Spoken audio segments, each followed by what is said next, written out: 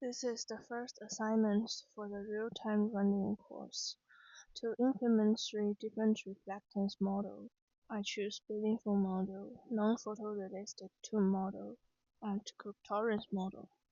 The rotation of the model on the x and y axis can be controlled using keyboards, and also using mouse and keyboard can control the camera movements for better viewing angles.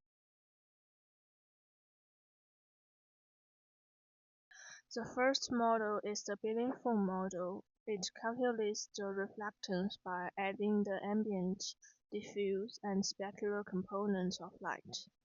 Changing the diffuse reflection will alter the perceived brightness and color of the surface, and changing the specular reflection will affect the sharpness and intensity of the highlights on the surface.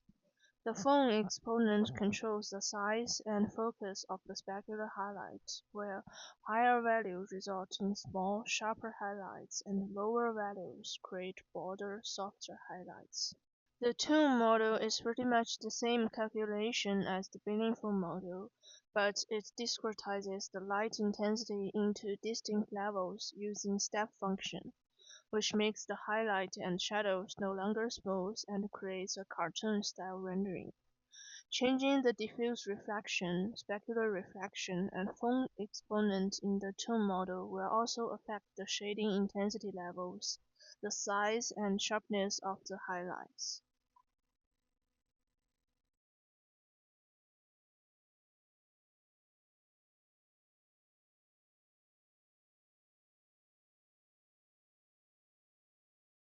Finally, the Cook-Torrance model is a physically based rendering model. It mainly focuses on the diffuse and specular of light. The metalness parameters control the metallic property of the material. Metallic materials typically have no diffuse reflection, and the color of the specular reflection is determined by the material itself, while non-metallic materials rely on diffuse reflections to determine their overall color, with specular reflectance being colorless.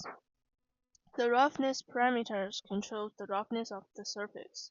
Lower roughness values produce sharp and clear highlights, while higher roughness values result in softer and more diffuse highlights.